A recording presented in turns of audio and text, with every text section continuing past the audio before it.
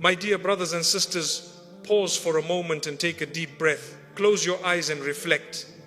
How often do we rush through life so busy with our routines, our ambitions, our worries, that we fail to hear the subtle whispers of our Creator? Allah is speaking to you every single moment through the world around you, through your heart, through the circumstances in your life. But will you listen? Or will you remain deaf to the guidance that could transform your life? 1. The voice that guides through silence. Sometimes the most powerful messages do not come through loud voices or dramatic events. They come through silence. Often we expect guidance to appear as something spectacular, like a sudden revelation or a clear sign. But Allah's messages are rarely delivered in ways that shock us. More often they come softly, quietly, in ways that require attention, patience, and awareness. The question is, are we willing to stop long enough to hear them? Think about your life for a moment. How often do you find yourself constantly moving, busy with one thing after another?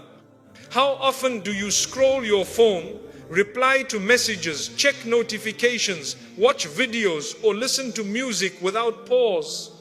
There is nothing wrong with engaging in life, but when we fill every moment with noise, we create a barrier between our hearts and the subtle guidance that Allah sends us. The silence in which He speaks becomes drowned out by our distractions.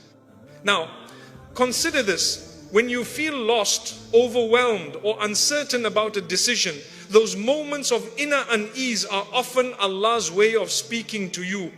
That restless feeling in your heart, that sense of discomfort when you are heading down the wrong path, that whisper telling you to stop, reflect, and think, it is Allah gently guiding you. But if you ignore it, if you keep moving without pause, life continues and the opportunity to course correct may pass unnoticed. Allah speaks to us in ways that are personal and unique. For some, it may be a quiet thought that enters the mind unexpectedly. For others, it could be a sense of peace when they make a right decision, or an uneasiness when they're about to make a mistake. These are subtle nudges, but they are very real. They are not coincidences. They are not your imagination. They are moments in which your Creator is speaking directly to you, if only you would listen. Take a moment and think about the last time you felt truly connected to yourself or to Allah. Perhaps it was a moment when you were alone in nature, or when you were sitting quietly in your room reflecting on life. Maybe it was a moment of gratitude or a moment of pain that forced you to stop and think. In that silence, if you listened closely, you may have noticed something, a thought, an idea, a sense of direction. That was Allah speaking to you. That was your heart receiving guidance, if only you allowed it. Many of us are uncomfortable with silence. We feel the need to fill it with something, anything. Silence can feel empty, even frightening. But it is precisely in those quiet moments that Allah's voice becomes audible. If you never sit in silence, if you never pause to reflect, you will never hear it. And the more we fill our days with noise, whether through social media, television, endless chatter, or constant activity, the more we desensitize ourselves to these subtle reminders, we miss the signs, the guidance, the gentle direction that could have changed the course of our lives. Listening requires effort. It requires patience. It requires intention. It is not enough to simply sit quietly. You must be present, open, and willing to receive. Try this. Set aside even 5 minutes each day where you turn off your devices, step away from your work, and simply sit in silence. Close your eyes, breathe deeply, and pay attention to your thoughts, your feelings, your heart. Notice the moments when a thought comes that feels different, that feels meaningful, that nudges you toward reflection, correction, or gratitude. That is Allah speaking to you. That is guidance entering your consciousness. Silence also allows you to process what is happening around you. Life is full of experiences, both good and bad, and it is easy to become overwhelmed. When we do not take time to reflect, we react impulsively, make decisions based on emotion or distraction, and often lose sight of what truly matters. But when we sit in silence, we create space for clarity. We begin to understand ourselves better, our priorities become clearer, and we can recognize the ways in which Allah is guiding us toward the right path. Consider the story of a traveler lost in the desert. If he is constantly running, panicking and calling out, he may not notice the subtle signs that could lead him to water or safety. But if he stops, listens, observes and pays attention to the environment, the wind, the tracks in the sand, the movement of the sun, he can find his way. Our hearts are like that traveler. Silence is the moment to pause, observe and receive guidance. Remember, Allah's guidance is not always immediate or dramatic. It may come slowly, in small increments, through a gentle feeling, a subtle thought, or a quiet realization. But if you are patient and attentive, you will notice it. The more you practice sitting in silence and listening, the easier it becomes to recognize His voice in your daily life. You will begin to see the signs that you previously ignored, understand the lessons hidden in your challenges, and feel a peace that only comes from knowing you are walking in alignment with the one who created you. So, my dear brothers and sisters, do not fear silence. Do not avoid moments of quiet. Embrace them. Make space in your day to step away from the noise of the world, to disconnect from distractions and to listen. In these moments, Allah will speak to you, your heart will understand, and your life will begin to shift in ways you cannot imagine. The voice that guides through silence is powerful, personal, and transformative, but only if you choose to listen. In conclusion, I ask you today, are you willing to stop? Are you willing to sit quietly, even for a few minutes, and hear what Allah is saying to you? Because if you do, your heart will open, your mind will find clarity, and your soul will find a peace that nothing else can give. 2, your heart knows the truth. My dear brothers and sisters, every human being has been gifted with something extraordinary, something far more powerful than intellect, far more subtle than what the eyes can see or the ears can hear. That gift is your heart. Your heart carries within it an innate understanding of right and wrong, of guidance and misguidance. Allah has placed within you this compass, this inner voice that is always speaking to you, always nudging you in the right direction. But how often do we truly listen to it? How often do we trust it? Many of us rely entirely on logic, on reason, on the opinions of others. We ask people what we should do, we follow trends, or we make decisions purely based on what seems convenient or profitable. There is nothing wrong with seeking advice or thinking carefully, but when we ignore the voice within the quiet guidance of our heart, we lose a connection to the wisdom that Allah has placed within us. That voice, my dear brothers and sisters, is not just intuition, it is Allah speaking to you through your very soul. Think for a moment about the times in your life when you felt certain about a decision, even when everyone else disagreed. Perhaps you felt uneasy about a business deal, a friendship, or a relationship. Perhaps there was a feeling inside you, a discomfort that you could not explain. And yet, because it was subtle, because it could not be proven or measured, you ignored it. Later, you realized that your heart was right all along. That is no coincidence. That is the guidance of Allah speaking through your heart, reminding you to pay attention, to trust, and to act with integrity. Your heart knows the truth even when your mind does not. It knows the difference between sincerity and deceit, between what is beneficial and what is harmful. It senses when someone's intentions are pure or when they are misleading. It feels the weight of actions before consequences appear. And yet, we live in a world that constantly teaches us to doubt ourselves, to rely solely on external validation, to ignore the soft voice inside.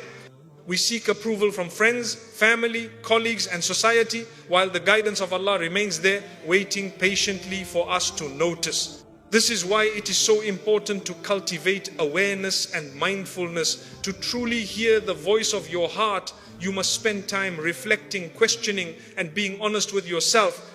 Ask yourself, why do I feel uneasy? Why does my conscience react this way? Am I acting in a manner that aligns with what I know to be right, or am I simply following the crowd? The answers are often found not in books, not in lectures, not in endless advice, but in the quiet reflection of your own heart. Consider the way your heart responds to sin and wrongdoing. When you do something you know is wrong, do you feel uneasy, anxious, or restless? That discomfort is a warning.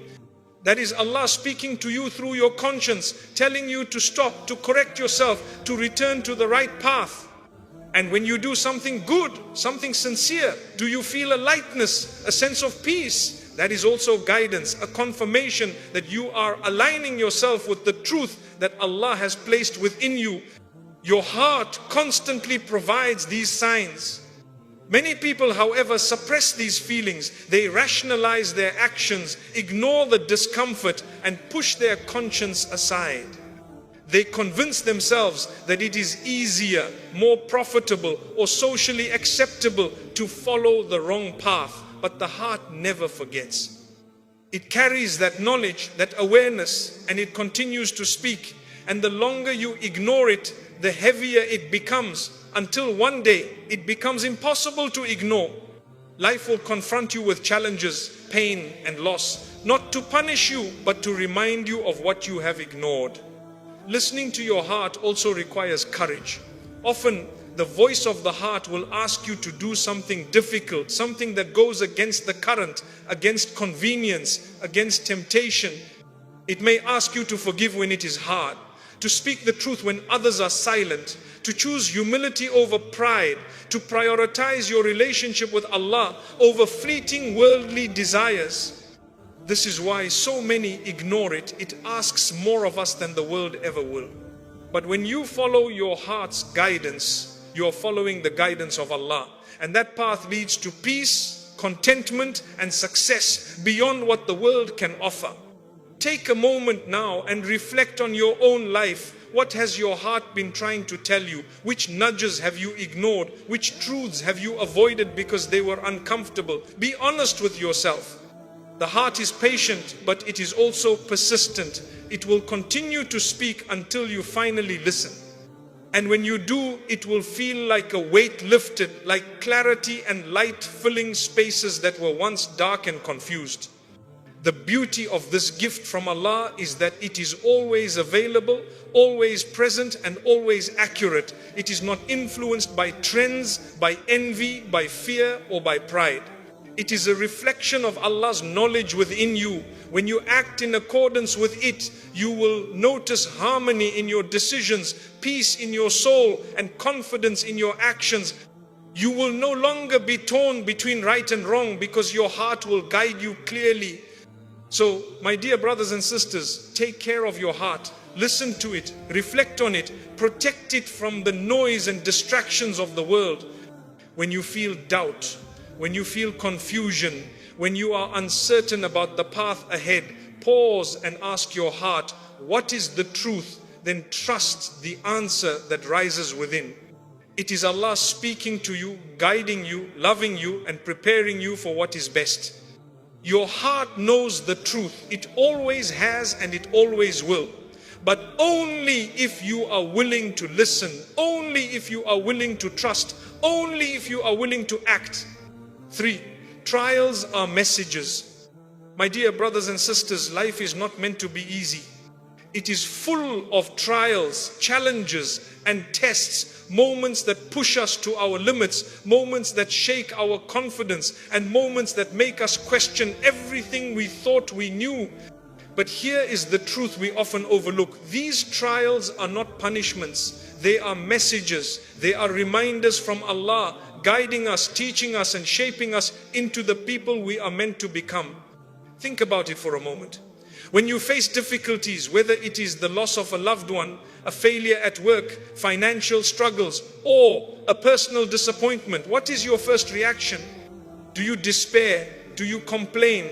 Or do you ask, why me? These are natural human reactions. But what if instead we paused and asked, what is Allah trying to teach me through this? This shift in perspective changes everything.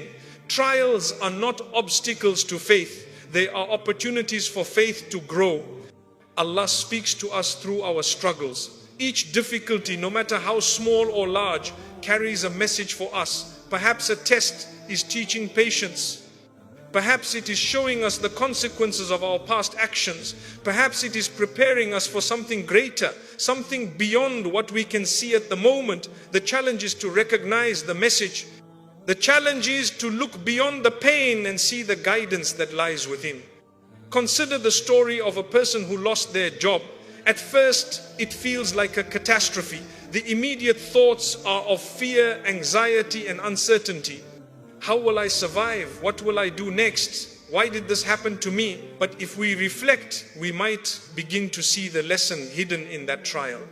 Perhaps Allah is nudging this person to explore new opportunities, to trust Him more, to develop skills they never knew they had. Perhaps the loss is a blessing in disguise, a chance to redirect their life toward a better path that aligns with their true purpose. Trials are often disguised blessings, but only for those who take the time to listen. It is important to understand that the voice of Allah is not always loud or obvious.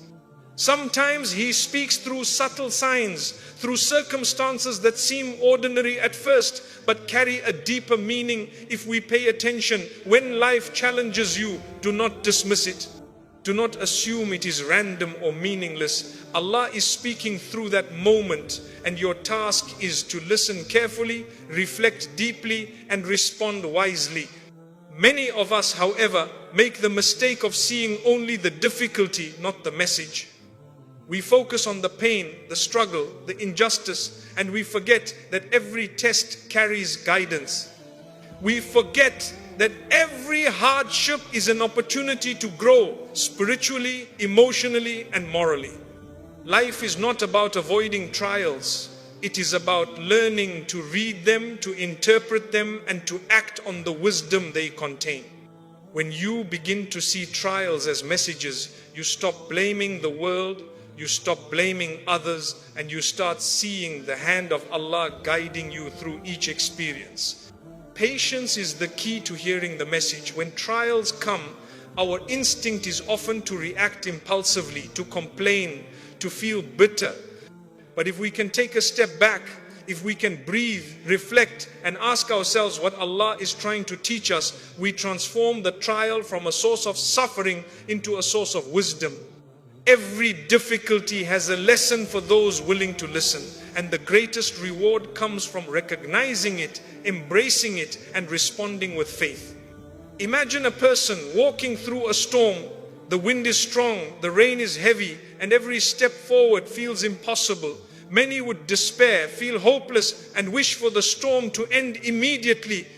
But a wise person would observe the storm, understand its direction, use it to guide their path, and recognize that the storm itself is shaping their journey. In life, trials are like that storm. They test our strength, patience, and faith. They guide us if we are attentive, but they overwhelm us if we are careless or distracted. Brothers and sisters, it is also important to remember that trials are not the same for everyone. Some face financial hardship, some face illness, some face relational struggles, and some face spiritual challenges. But the principle remains the same. Every trial carries a message. Every difficulty is a call to reflection, to repentance, to growth, and to reliance on Allah. Life is a classroom, and every test is a lesson designed for your soul's development. One more truth to consider. The trials we face today may prepare us for blessings tomorrow. They may be shaping us in ways we do not yet understand. They may be teaching resilience, compassion, humility, or faithfulness. So when a challenge comes, do not ask only why me. Ask also, what is Allah teaching me?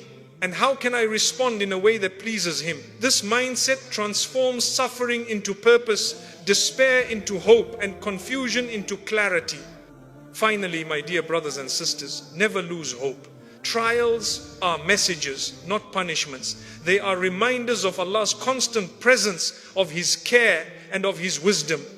They are opportunities to strengthen our connection with Him, to purify our hearts, and to grow into better, stronger, and more patient individuals. Do not ignore the lessons hidden in your difficulties.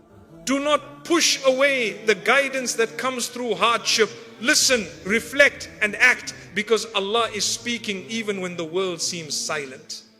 Remember, the trials you face are not meaningless. They are personal messages written uniquely for you, carrying wisdom, guidance, and mercy. When you begin to understand this, your perspective changes. You no longer fear the storms. You no longer resent the difficulties, and you no longer feel lost. Instead, you see life as a journey of learning, a conversation with Allah, and an opportunity to grow closer to the one who loves you unconditionally. For gratitude is listening. My dear brothers and sisters, one of the simplest yet most profound ways to hear the voice of Allah is through gratitude. Gratitude is not just a polite expression or a habit. It is a practice of the heart, a way of being present to the countless blessings that surround us every single moment. Allah is constantly speaking to us through our lives, through the people we meet, through the air we breathe, through the simple joys and even the quiet challenges. When we cultivate gratitude, we open our hearts to recognize these messages, and we begin to listen in a way that is transformative. Think about your day for a moment. From the moment you wake up, you are surrounded by countless blessings. Your heart beats, your lungs breathe, your senses allow you to experience the world. Many of us take these simple gifts for granted, focusing instead on what we lack, on what we want, on what we fear. But the truth is, these small blessings are reminders from Allah. They are opportunities to connect with Him, to acknowledge His presence, and to feel His mercy. Gratitude is the key that unlocks this awareness. When we fail to recognize blessings, our hearts become hardened, distracted, and disconnected. We see only the problems, the struggles, the pressures, and the noise of life. We miss the subtle messages that Allah is sending every day. For instance, a kind word from a friend, a meal on your table, the smile of a child, a gentle breeze, or a moment of rest. These are all signs of Allah's care and attention. To ignore them is to ignore His voice. To see them and feel thankful is to listen, truly listen with the heart. Gratitude is more than saying thank you. It is noticing, reflecting, and acknowledging. It is the act of pausing to say, yes, Allah, I see your blessings. I recognize your mercy. I feel your care. And when we do this regularly, we begin to notice even more. Gratitude is like a muscle. The more we exercise it, the stronger it becomes. The more we train our hearts to see the good in our lives, the more attuned we become to the guidance of Allah. Let me give you an example. Imagine two people facing the same difficult situation. One loses a job, one experiences illness, one faces a personal disappointment. The first person focuses only on the loss, the frustration, the pain. Their heart grows heavy and they feel abandoned, unheard, and hopeless. The second person, however, practices gratitude. Even in the struggle, they notice what remains: the support of family, the opportunity to rest and reflect, the lessons they can learn, the small joys that still exist. Their heart opens and they begin to hear Allah speaking, guiding, comforting, and teaching them through the situation. Gratitude does not remove the challenge, but it transforms the way we experience it.